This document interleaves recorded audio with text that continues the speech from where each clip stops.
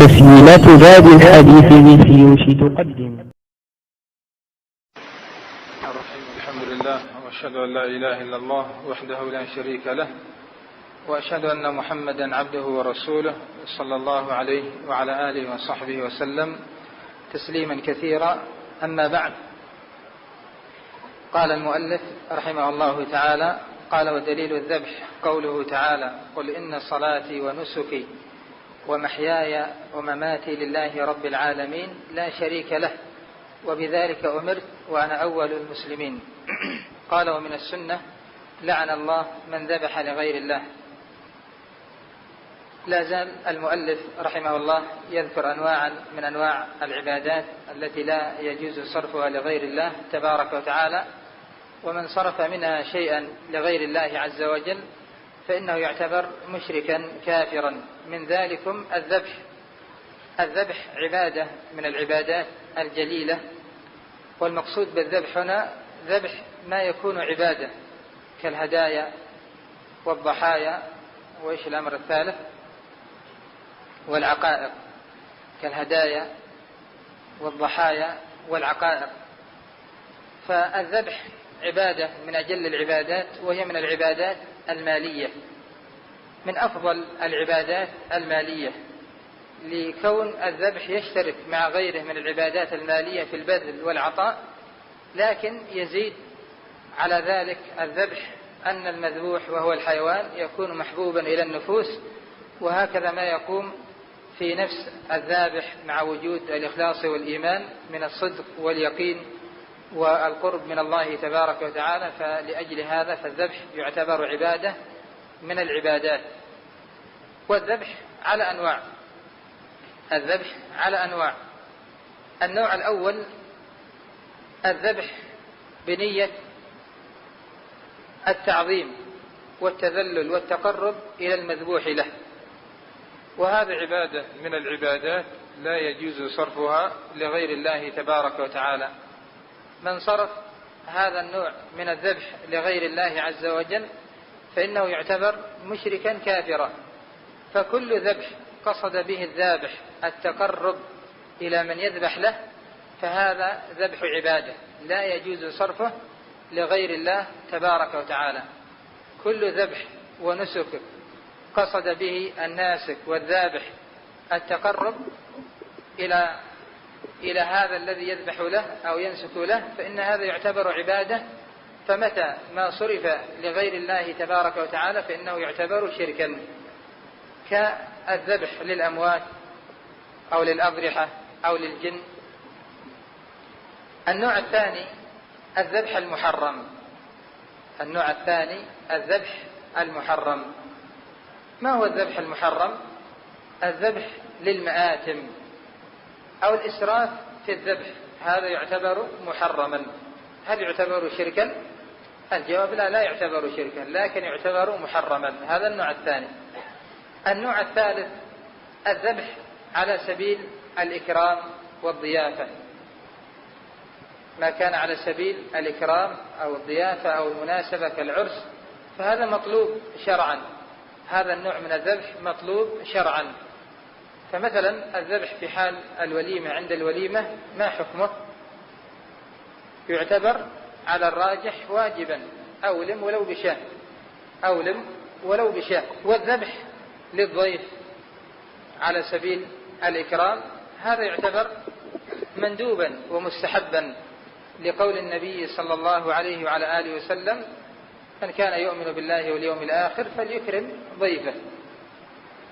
وحديث الأنصاري الذي رأى النبي صلى الله عليه وسلم وأبا بكر وعمر وكانوا جوعا فعمد إلى السكينة فقال له النبي صلى الله عليه وسلم: إياك والحلوب، فأقره على ذبحه ضيافة لهم. هذا النوع الثالث. النوع الرابع ما كان على سبيل الأكل والتلذذ أو على سبيل التكسب كذبح الجزار، هذا يعتبر مباحا من المباحات، كقوله سبحانه وتعالى يدل على ذلك قوله عز وجل: أولم يروا أنا خلقنا لهم مما عملت أيدينا أنعاما فهم لها مالكون وذللناها لهم فمنها ركوبهم ومنها يأكلون. فإذا الذبح على 4 أنواع. قال المؤلف رحمه الله: ودليل الذبح قوله تعالى: قل إن صلاتي ونسكي ومحياي ومماتي لله رب العالمين. قل يا محمد لهؤلاء المشركين الذين عبدوا غير الله سبحانه وتعالى: إن صلاتي، المقصود بالصلاة هنا الجنس، يعني جميع صلواتي، إن صلاتي ونسكي. إيش المراد بالنسك هنا؟ الذبح. وبالمناسبة بالنسبة للإبل يقال في حقها ماذا؟ النحر. وبالنسبة للغنم الذبح. وبالنسبة للبقر تذبح أم تنحر؟ إيش معناها؟ يجوز الأمران. بالنسبة للبقر إيش؟ يجوز الأمران. ما هو الدليل؟ تنحر البقر؟ يعني من حيث التسمية أو من حيث الفعل تقولون يجوز الأمران؟ من حيث التسمية أم من حيث الفعل؟ التسمية. أما من حيث الفعل هل تنحر البقر أم تذبح؟ طبعا إن شاء الله الجميع يعرف الفرق بين الذبح والنحر. النحر أن تضرب في لبة هذا الحيوان بشيء حاد حتى يعني يخرج الدم، ثم إذا سكن الحيوان يذبحه. البقر من باب التسمية يقال ذبح ونحر أو من باب العمل يجوز الأمران في البقر؟ تسمية يعني علشان هذا أسأل. أنتم الآن أطبقتم على أن هذا في باب التسمية. أما في باب العمل هل ممكن أن ننحر البقر؟ الجواب إيش الدليل؟ أي أحسن. حديث جابر في مسلم: نحرنا على عهد رسول الله صلى الله عليه وسلم البدن عن 7، والبدن تشمل الإبل والبقر. وحديث عائشة لما كانوا في الحج أتي بلحم، قيل: ما هذا اللحم؟ قالت: ما هذا اللحم؟ قالوا: نحر رسول الله، يعني أتي بلحم بقر. فقالت: ما هذا اللحم؟ فقالوا: نحر رسول الله صلى الله عليه وسلم عن نسائه. فمن حيث العمل يجوز في البقر الذبح والنحر. وهذا الباب باب الذبح. لماذا قيل الذبح؟ من باب التغليب، لأن الأكثر في الحيوان أنه يذبح، كالغنم كالبقر. الغالب في البقر أنها تذبح، كالدجاج وسائر الطيور تذبح. فقيل ودليل الذبح، وإلا هما بمعنى واحد، يعني في شيء واحد. قال قوله: قل إن صلاتي ونسكي. ما معنى نسكي؟ أي ذبحي، ويشمل جميع النسك الذي هو نسك العبادة. ما هو نسك العبادة؟ كذبح الضحايا والهدايا والعقائق للمولود. ومحياي ومماتي، الأول فيه إثبات لتوحيد. قل إن صلاتي ونسكي فيه إثبات لتوحيد الألوهية، والله سبحانه وتعالى يقرن بين الصلاة والنسك في كتابه الكريم كما قال عز وجل: فصل لربك وانحر. لماذا؟ لأن الصلاة من أفضل العبادات البدنية، ولأن النسك من أفضل العبادات المالية. قل إن صلاتي ونسكي ومحياي ومماتي، يعني ما أحيا عليه من العمل الصالح، ومماتي يعني ما أموت عليه وأبعث عليه، كله لله رب العالمين. والشاهد من الآية: كما أن الصلاة لا تصح إلا لله، فهكذا الذبح أيضا لا يصح ولا يكون إلا لله تبارك وتعالى. ما المراد بالذبح الذي لا يكون إلا لله؟ ذبح العبادة. ليس كل ذبح لا يكون إلا لله، إنما ذبح العبادة لله رب العالمين لا شريك له. كما أنه لا شريك له في ملكه، أيضا لا شريك له في عبادته. وبذلك أمرت، أي بالتوحيد والإخلاص. وأنا أول المسلمين، أنا أول المنقادين والممتثلين لهذا الأمر. أنا أول المنقادين والممتثلين لهذا الأمر. قالوا من السنة، أي من السنة يعني وأيضا الدليل من السنة على كون الذبح عبادة، والسنة هي التي أمرنا باتباعها، كما قال النبي صلى الله عليه وسلم: عليكم بسنتي. قالوا من السنة: لعن الله من ذبح لغير الله، أخرجه مسلم من حديث علي بن أبي طالب. لعن في اللغة كما تقدم معنا في درس شرح آيات الأحكام أن في اللغة بمعنى الطرد والإبعاد، هذا معناه لغة اللعن، ويأتي بمعنى السب، ويأتي بمعنى مطلق السب. فقوله لعن الله يحتمل أمرين: الخبر أو الإنشاء. قول النبي صلى الله عليه وسلم: لعن الله من فعل كذا، يحتمل أمرين: الخبر والإنشاء. الخبر أي أن النبي صلى الله عليه وسلم أخبر أن الله قد طرد من رحمته أو من توفيقه وهدايته من فعل كذا، وهذا لا يكون إلا بوحي، ما ينطق عن الهوى، إن هو إلا وحي يوحى. أو يكون على سبيل الإنشاء بمعنى الدعاء، هو يدعو عليه الصلاة والسلام أن يلعن، أن يطرد ربنا تبارك وتعالى من فعل كذا، يطرد من رحمته من فعل كذا. فهذه التراكيب في جميع الأحاديث: لعن الله من فعل كذا أو من قال كذا، هذا يحتمل أمرين: يحتمل الإخبار ويحتمل الذبح. وذكر أهل العلم أن أيهما أبلغ، الإخبار أم الإنشاء؟ الإخبار أحسن. لماذا؟ بخلاف الإنشاء. لا يعني ربما ما يحصل. أيوة أحسن. أيهما أبلغ، الإخبار أم الإنشاء؟ الأبلغ الإخبار، لأنه يذكر شيء قد وقع وحصل، بخلاف الإنشاء فقد يستجاب دعاءه صلى الله عليه وسلم وقد لا يستجاب. هل جميع دعائه عليه الصلاة والسلام يكون مستجابا؟ الجواب لا. ما هو الدليل على أن من دعائه ما لا يستجاب؟ أحسن. سألت حديث سعد ابن أبي وقاص قال: سألت ربي 3 فأعطاني 2 ومنعني 1. فقوله لعن الله من ذبح لغير الله فيه كون الذبح عبادة من العبادات، وأيضا يستفاد من الآية التي قبلها يعني كون الصلاة والنسك لله تبارك وتعالى ولا يجوز فيه التشريك، هذا يدل على أنه عبادة من العبادات. وهنا أيضا لعن الله من ذبح لغير الله يدل على أن الذبح عبادة من العبادات، وليس جميع أنواع الذبح، لكن الذبح الذي بنية التقرب والتعظيم لهذا المذبوح له. لعن الله من ذبح يشمل ما إذا ذبح بعيرا أو ذبح بقرة أو ذبح شاة أو ذبح دجاجة أو ذبح حمامة. من ذبح لغير الله يشمل الملك أو النبي أو الولي أو الجني أو الرئيس. فمن ذبح لغير الله تبارك وتعالى بنية التقرب هذا يعتبر شركا أكبر بالله تبارك وتعالى، كحال أولئك الذين يذبحون للموتى وللمدفونين بنية التقرب إليهم لقضاء الحوائج لهم، وهكذا الذين يذبحون للجن بنية السلامة من ضررهم، هذا يعتبر شركا أكبر. وهذا يحصل عند كثير من الناس لا سيما في الزمن الماضي في حال بناء البيوت.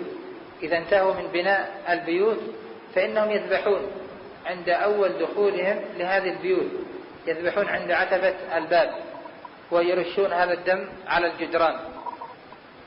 وهكذا يعني بعضهم لعل في هذا العصر من يفعل ذلك عند بناء المصانع، عند إيجاد المصانع. متى يذبحون؟ بالنسبة لهذه الآلات عند تحريك أول آلة، يذبح عند تحريك أول آلة لتسلم هذه المصانع وهذه الآلات من أذية وشرر الجن.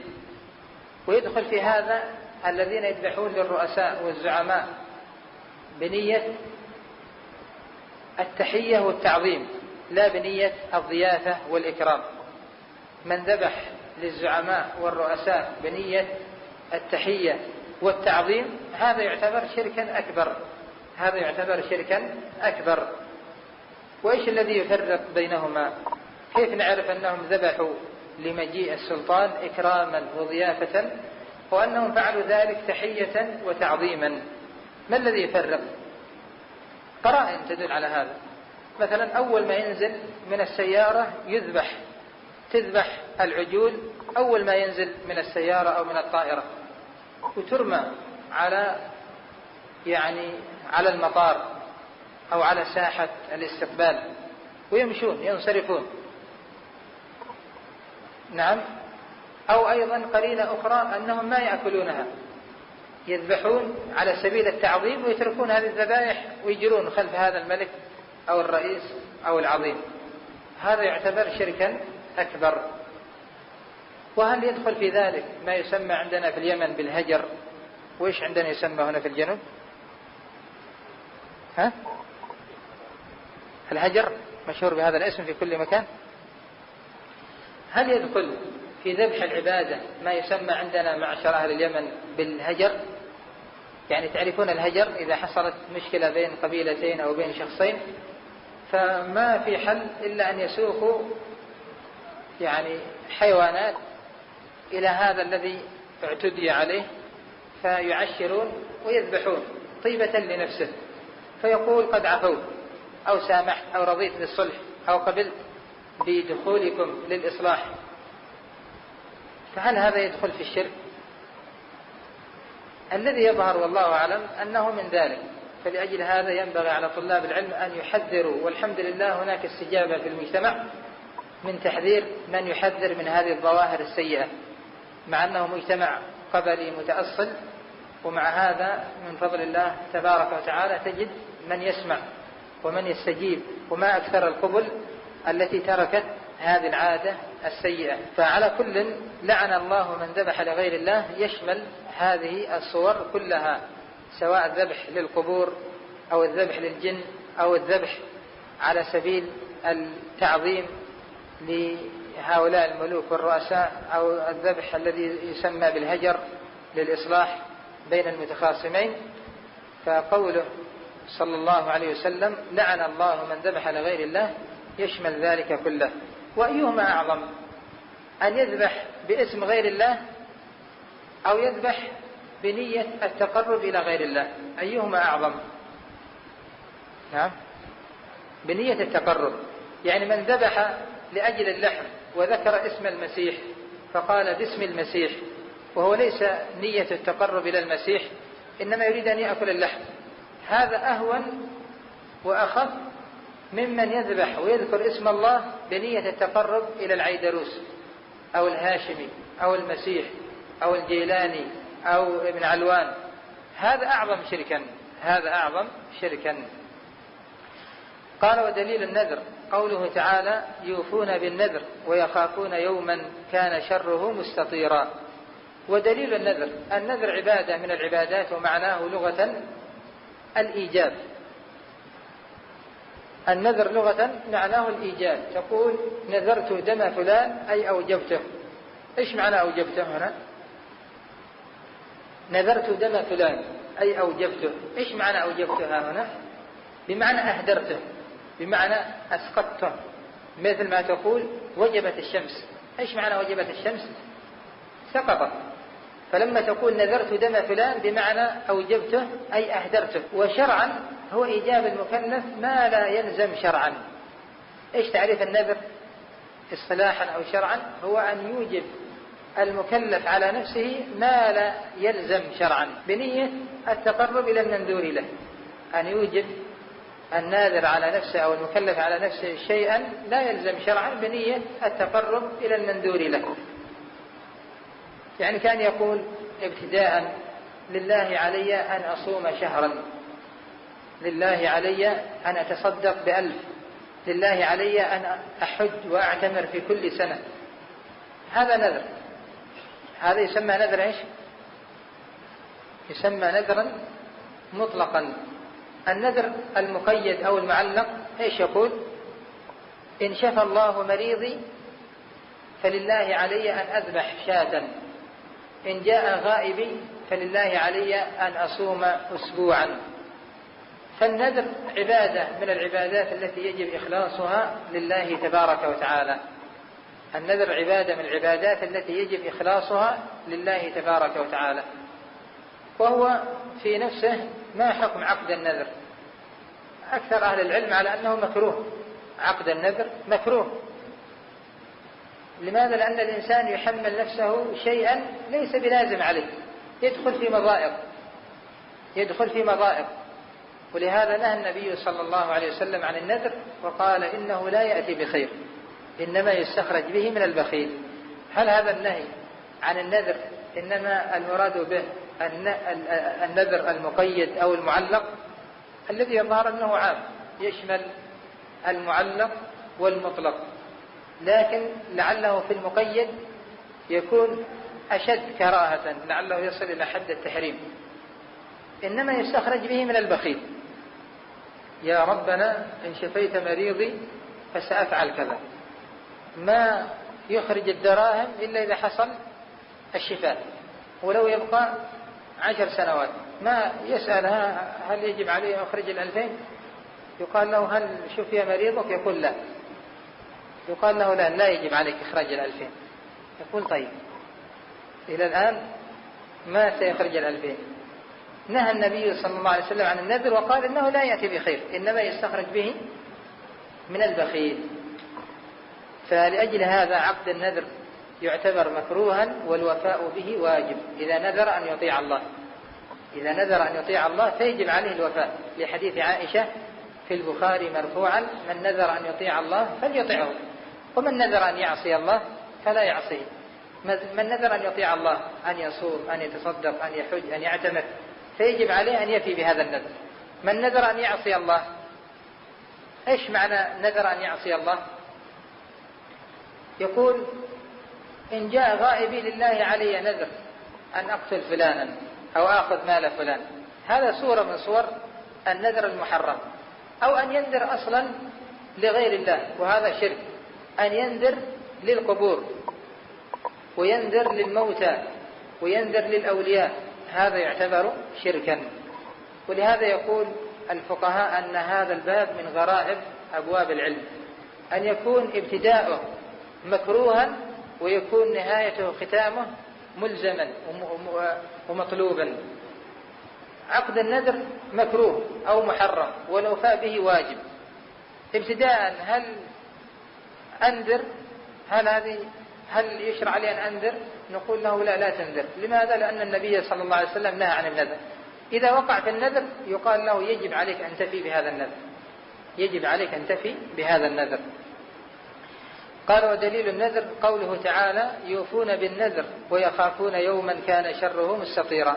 ما الشاهد من الآية؟ الشاهد أن الله سبحانه وتعالى أثنى على هؤلاء الذين يوفون بالنذر، وربنا سبحانه لا يثني إلا على من فعل عبادة، أو لا يثني على عمل إلا وهو محبوب إلى الله سبحانه وتعالى، فهذا يدل على أنه عبادة. وهكذا يقول الله: وما أنفقتم من نفقة أو نذرتم من نذر فإن الله يعلمه، أي يعلمه وسيجازيكم عليه. ما هو الشاهد؟ وما أنفقتم من نفقة أو نذرتم من نذر، قرن النذر بالنفقة، والنفقة عبادة، فهذا يدلنا على أن النذر أيضا عبادة. وهكذا قوله سبحانه: ثم ليقضوا تفثهم وليوفوا نذورهم وليطوفوا بالبيت العتيق. قرن ربنا سبحانه النذر بالطواف، والطواف عبادة. هذا يدلنا على أن النذر عبادة، مع أن بعض أهل العلم يقول المراد بالنذر ها هنا ثم ليقضوا تفثهم وليوفوا نذورهم. إيش المراد بالنذور هنا؟ أي أعمال الحج. ولماذا قيل لأعمال الحج بأنها نذور؟ لأن من دخل في الحج يلزمه الإتمام، كما قال الله: وأتموا الحج والعمرة لله. فالخلاصة أن النذر عبادة من أجل العبادات، لا يجوز صرفه لغير الله. كيف صرف النذر لغير الله؟ يقول هذا نذر للولي الفلاني، هذا نذر للميت الفلاني، هذا نذر للجني، هذا نذر لكذا. هذا يعتبر شركا أكبر مخرج من الملة. وختاما بعد هذه الأنواع من أنواع العبادات، إذا سأل سائل لماذا خص المؤلف رحمه الله هذه الأنواع، مع أن أنواع العبادات كثيرة كما تقدم معنا في تعريف العبادة، اسم جامع لكل ما يحبه الله ويرضاه من الأقوال والأعمال الظاهرة والباطنة. إذا قال قائل لماذا خص المؤلف رحمه الله هذه الأنواع من جملة أنواع العبادة؟ الجواب: لأن اعتاد عباد القبور أن يشركوا مع الله سبحانه وتعالى غيره في هذه الأنواع، في الدعاء، في الخوف، في الرجاء، في التوكل، في الخشية، في الإنابة، في الاستعانة والاستعاذة والاستغاثة، في الذبح والنذر. هذه الأشياء اشتهر عن القبوريين أنهم يصرفونها لغير الله تبارك وتعالى ويشركون مع الله عز وجل غيره. وإلا فكما هو معلوم أن كل نوع من أنواع العبادة لا يجوز الإشراك فيها مع الله غيره، لا يجوز صرفها لغير الله. واعبدوا الله ولا تشركوا به شيئا. طيب إن شاء الله نكتفي بهذا القدر وندخل في الغد في الأمور الأخرى. في شيء متعلق بالدرس؟ كان يتعلق بالدرس كيف يكون النذر عبادة وهو مكروه؟ يعني على القول بأن النهي إنما هو متوجه إلى النذر المعلق فيكون عبادة من جهة أن النذر المطلق ليس منهيا عنه بل هو ممدوح فاعله. وعلى القول الراجح أن النهي يشمل المطلق والمقيد فهو عبادة من جهة أن الله سبحانه وتعالى أمر بالوفاء به فهو عبادة من هذا الجهة. قال الأخ: إذا نذر معصية ثم رجع عنه هل عليه كفارة؟ الراجح أن نذر المعصية أصلا ما ينعقد. من نذر معصية لا ينعقد، وإذا كان لا ينعقد فليس عليه كفارة. وأما حديث ابن عباس وغيره من نذر أن يعصي الله فلا يعصيه عليه كفارة يمين فهو حديث ضعيف لا يصح عن النبي صلى الله عليه وسلم. طيب هنا قال: ما الدليل على أن من ذبح لغير الله باسم الله أعظم ممن ذبح باسم غير الله؟ ما الدليل على أن من ذبح لغير الله باسم الله أعظم ممن ذبح باسم غير الله؟ الجواب: لأن يعني المعلوم عند أهل العلم أن الإشراك في توحيد الألوهية أعظم من الإشراك في توحيد الربوبية. الآن لما يقول باسم المسيح أو باسم العيدروس، هنا الشرك من جهة إيش؟ الاستعانة، والاستعانة من مقتضيات الربوبية. ولما يذبح ونية التقرب إلى غير الله سبحانه وتعالى هذا من جهة إيش؟ الألوهية. فمن هذه الناحية قال: إذا نذر مالا لقبر فوجده آخر هل له أخذه؟ وكذلك اللحم. نعم إذا كان لا يعرف صاحبه يأخذ. طيب هنا طلب يقول: نرجو منك محاضرة في الأضحية إن شاء الله في الأيام القادمة. نكتفي بهذا القدر إلى هنا والحمد لله رب العالمين.